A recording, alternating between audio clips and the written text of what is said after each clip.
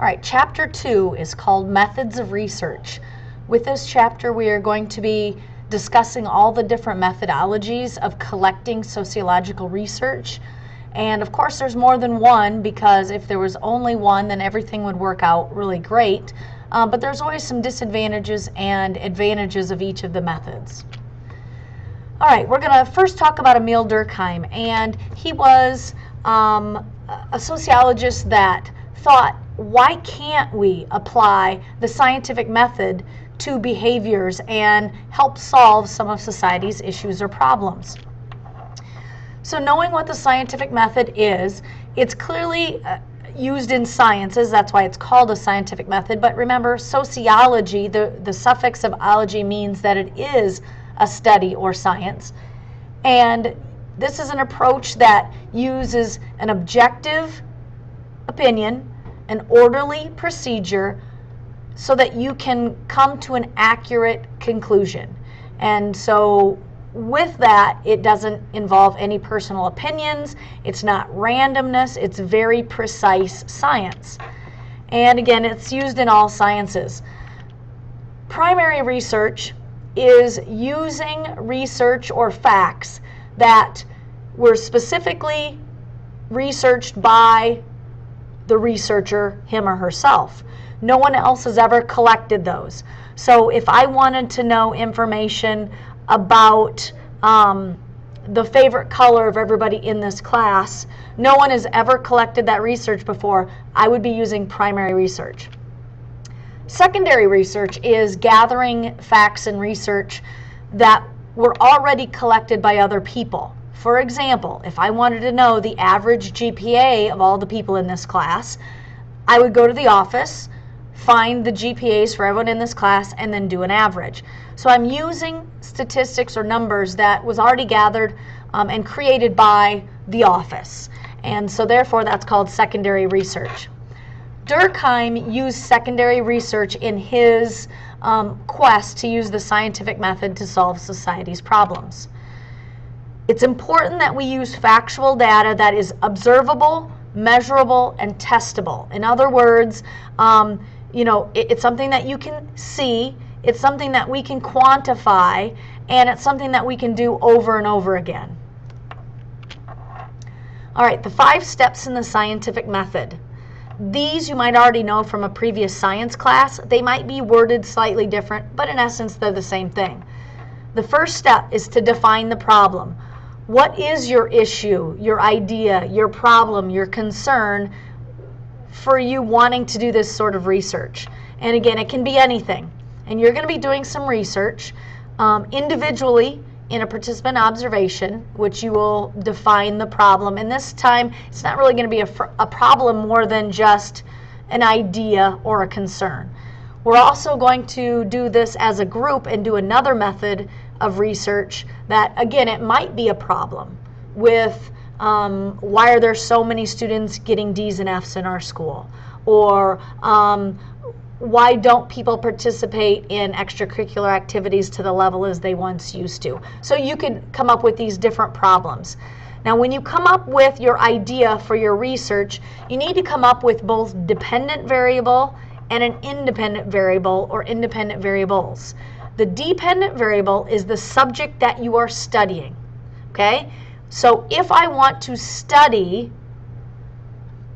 why so many students are getting D's and F's, that's my dependent variable, grades of students in the 2014-2015 school year.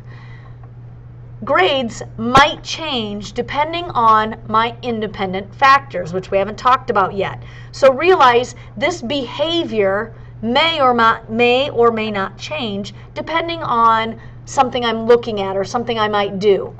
Durkheim studied suicide and suicide frequency. So what I have in bold there is what applies to Durkheim's study, so you can maybe understand this. But realize we did dependent variable on our participant observation sheet as well, and that was whatever class you were studying, it was that class's behavior. That's what your dependent variable was. Your independent variable, or independent variables usually, are factors that will will start the change or cause the change of the dependent variable. Okay? So in essence, these things are going to affect the behavior.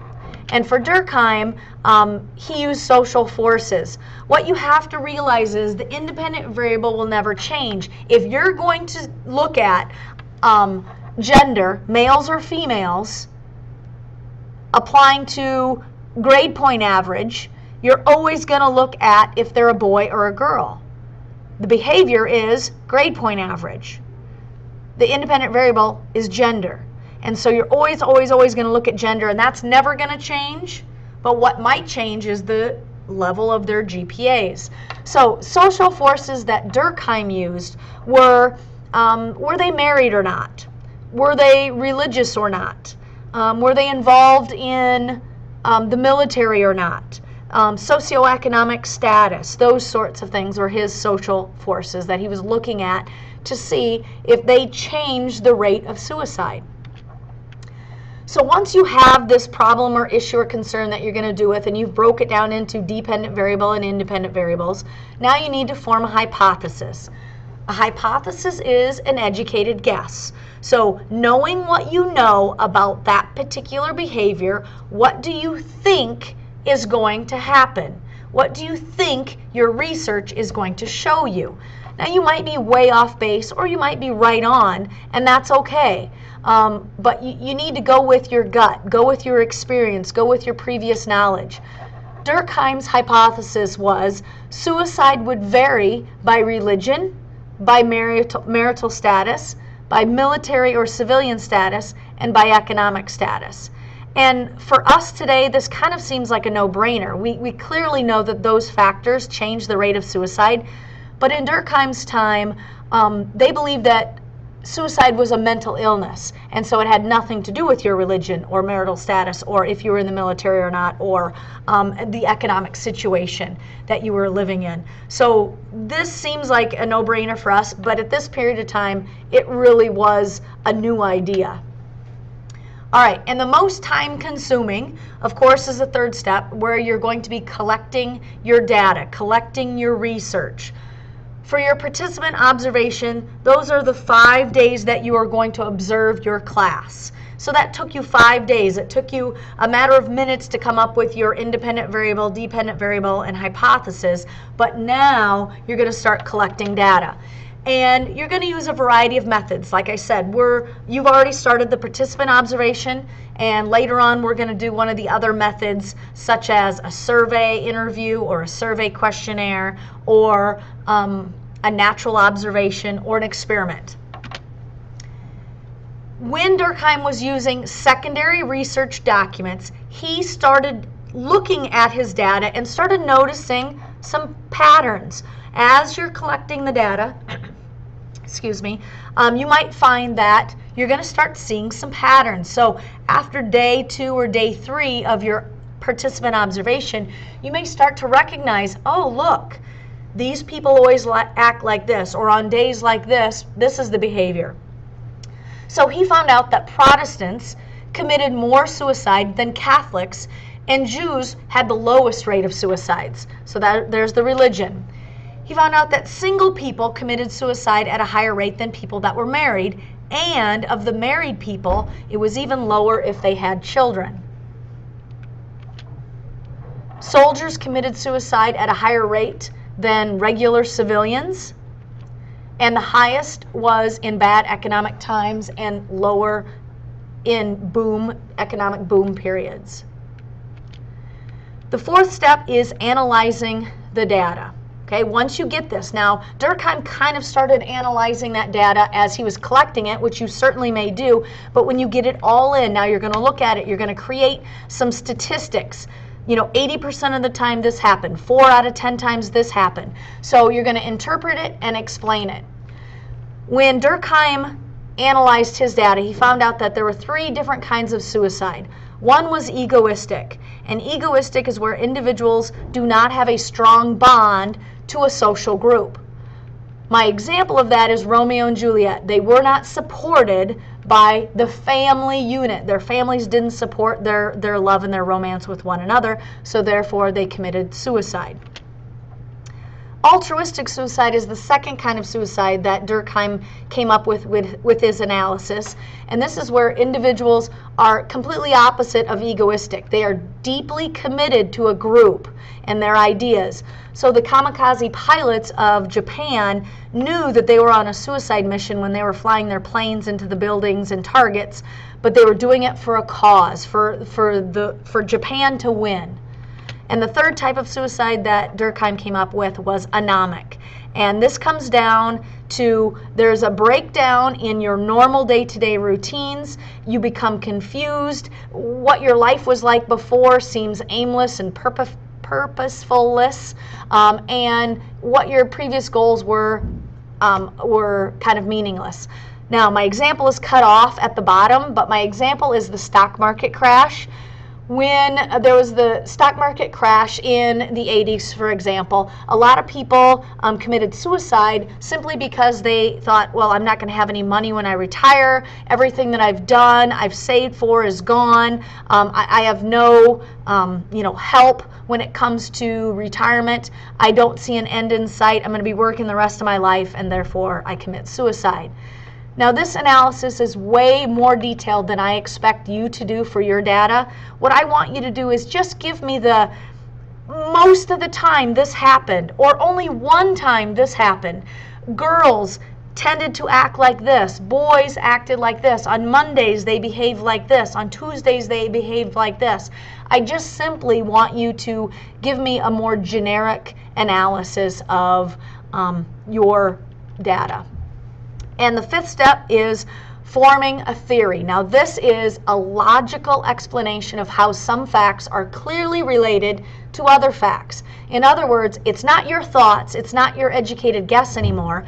Based on what you have in front of you, your research, your analysis, your statistics, your data, what is clearly going on here? And Durkheim decided that his theory was that suicide is related to the links or connections that people have with different groups. Your theory, again, may be exactly like your hypothesis, or it may be completely different. And either way, you're still researching. There are really five different methods of research that sociologists use to collect different types of data on behavior. The first one is natural observation, and it's exactly what it sounds like.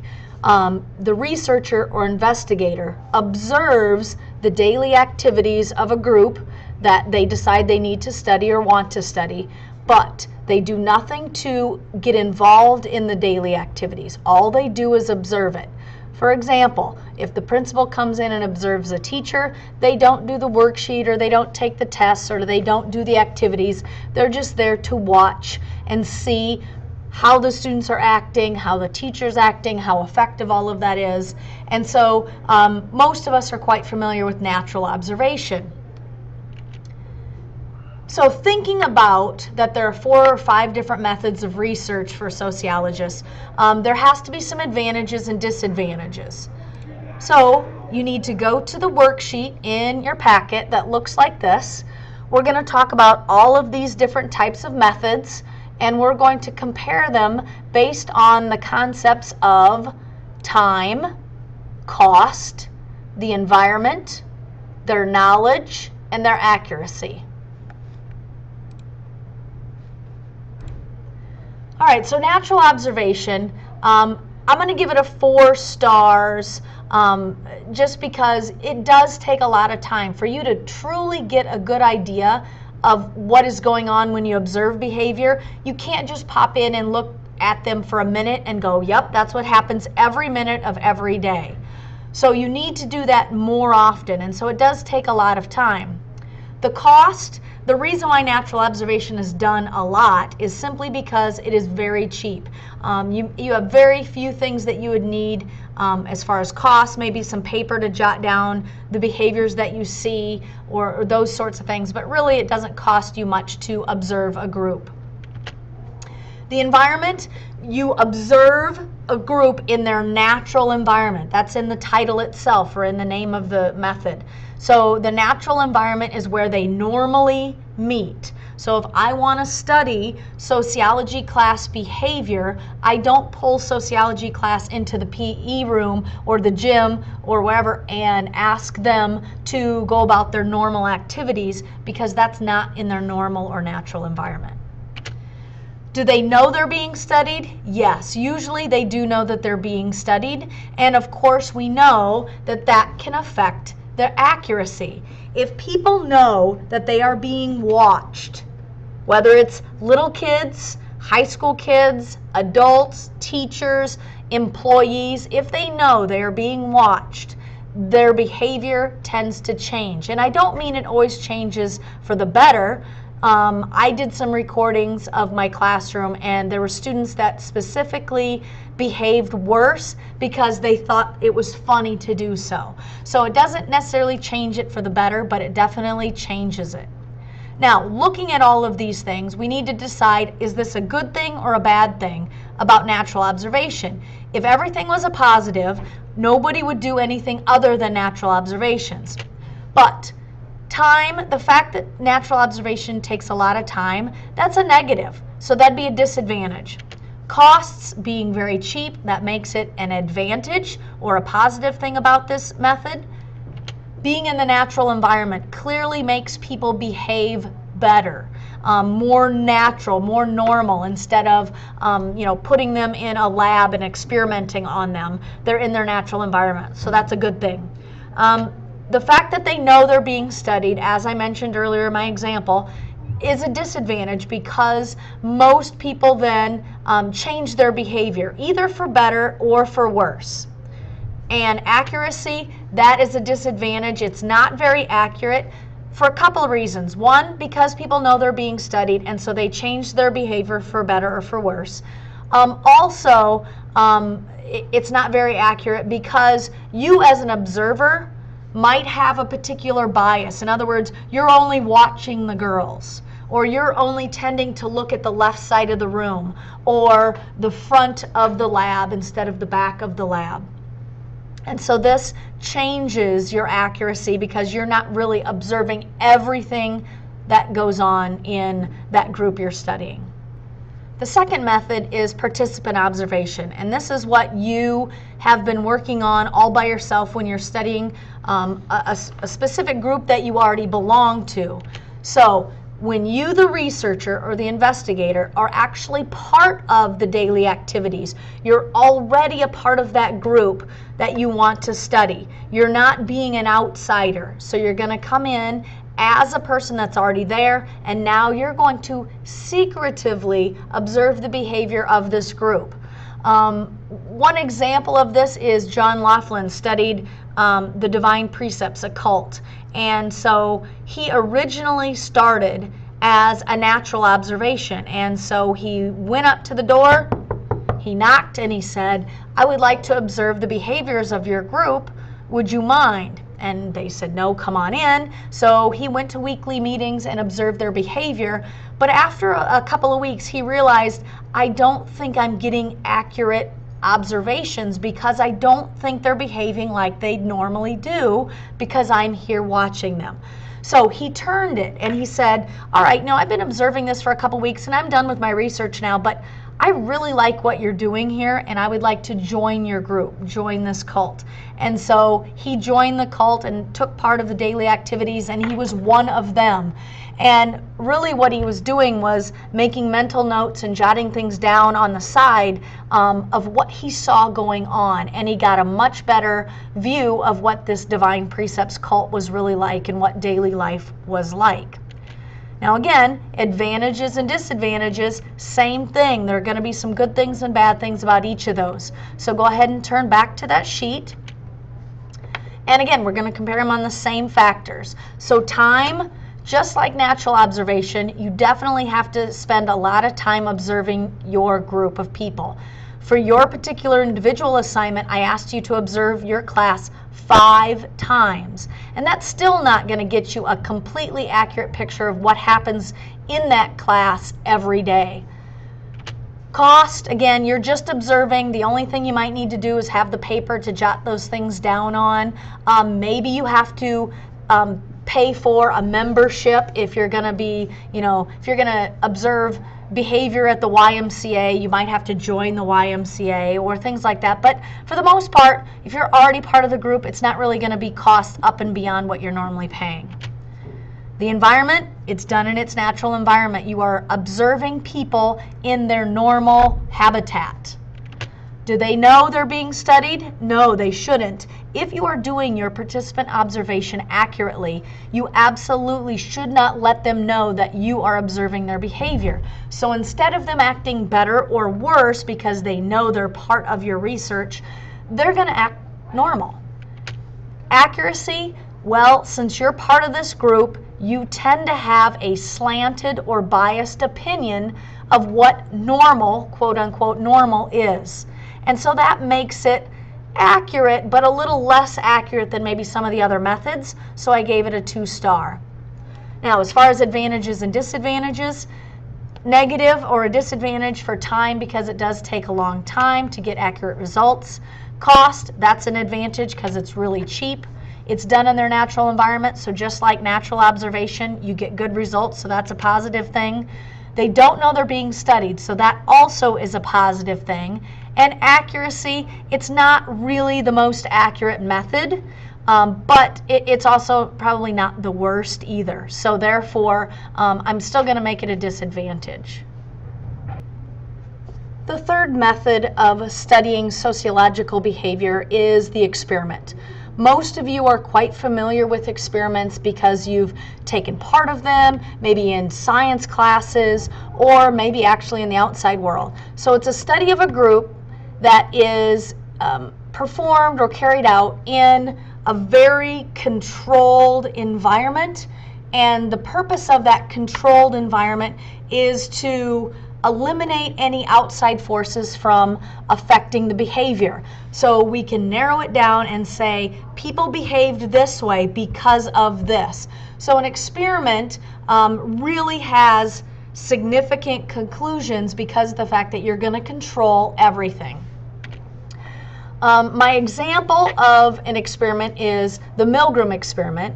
And Stanley Milgram, after World War II, was very curious why Nazi soldiers, Nazi military personnel would obey authority. Even they knew the orders that they were supposed to follow through with were completely wrong and irrational and just inhumane. And so he wanted to study why people obeyed authority. And so what he did was he set up this Milgram experiment. And he had a laboratory where he had the learner, which is the L down here, and this was actually the person that was part of the experiment, that they had volunteers to come in. The teacher here, who was running the electrodes, for example, you can see was connected to this person, the teacher was actually in on the experiment, so they were not unknowing of what was going on, but the learner was. And then of course the experimenter, like Milgram, who is in the room to make sure all the procedures are done correctly. Now, the pictures that I have here is, here's the box that the people were hooked up to. And this particular thing shows that there are different levels of electricity that the learner would be subject to by the teacher if they didn't learn a series of word pairs. So they would say blue, box, bird, shirt, tongue, and you would have to say blue, bird. Okay, and so that would make much more sense. If you didn't say that, you got a low level of shock. It went from 45 volts up to 450 volts. And 450 volts, it says on the machine, is extremely dangerous. And so as they went up. Now, the learner, the learner was actually the one that was in on it and the teacher was not. Sorry, I had that backwards. So the teacher is the one that's going to administer the shock, and the teacher is the one that's going to read the word pairs to the learner. Now the learner is the one that was in on it, and the learner is just faking it and screaming bloody murder and just saying, oh, I'm in so much pain, I can't continue, and would stop talking, and then the teacher would be like, okay, what's going on? And the experimenter was there to prod them on. If they don't give you the correct answer, you need to administer the shock and continue. What if they don't answer? They said, well, then you need to tell them the correct answer and administer the shock and move on. And so there were several different experiments that went on, and some were with all men, some were with all women, some were with the experimenter out of the room versus in the room. There was also where there were 2 teachers and 1 learner, so they would kind of divvy up the responsibility, so to speak.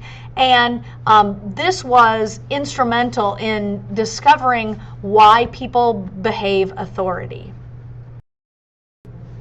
All right, so looking at the survey questionnaire and the survey interview, as far as time goes, they're clearly the quickest. That's why you do it. You can survey a lot of people in a short amount of time. There are some costs for questionnaires, the paper, maybe you have to mail it out and so forth. The environment, it's both a negative and a positive. It is positive if you ask people to fill out a questionnaire at work about work, or ask, like the school survey would be in the natural environment. If they mail it to you, or you're asked a survey of musical choices and you're in math class, well, that's kind of a foreign environment, so it's not really a positive thing. The fact that they know they're being studied, that's a negative, and we all know that if they're studied, they know they're being studied, they might change answers or, for effect more than anything, and lie or answer the question incorrectly, or they don't understand the question since it's a written questionnaire, makes the surveys not always accurate. And as a matter of fact, a lot of times on surveys you'll see that there is a margin of error, and so they assume that there's going to be some mistakes or some omittance of answers, or just misread things.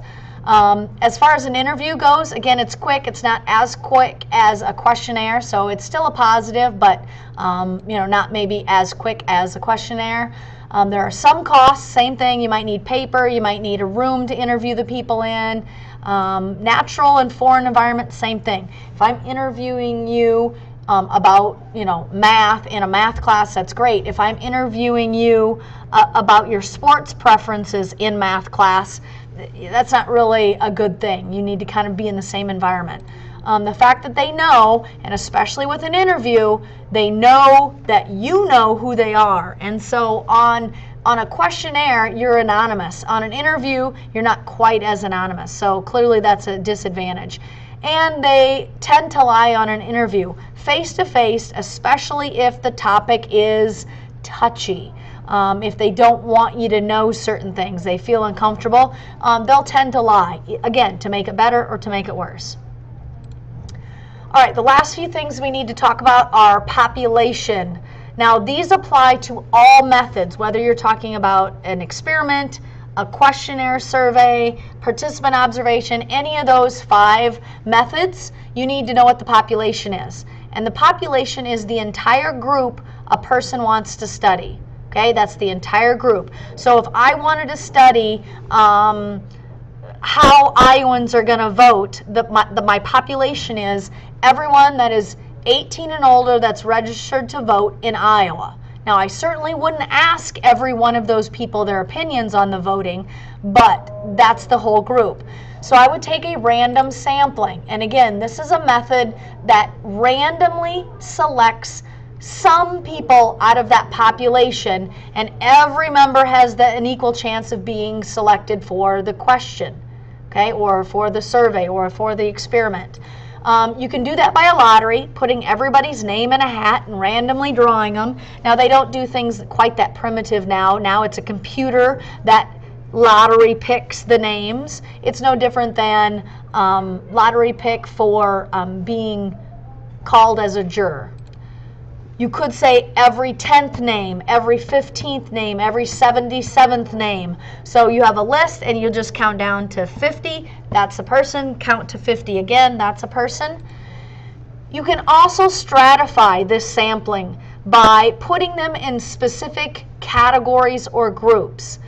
If your method is important to know how do men answer versus how do women answer, how do 50-year-olds answer versus 20-year-olds, then you would want to stratify your entire population. So you would take your population, divide them or subdivide them into those categories, and then randomly select from a lottery 20 women's names or 20 men's names or 20 people that are 50 years old or 20 people that are 30 years old. And so if that's important, you would do that. If you don't care how boys or girls answer, you wouldn't stratify it. You would just randomly get 50 people, and if that meant it was 40 men and 10 women, who cares? But if you need to know what that is, then you would stratify that random sampling.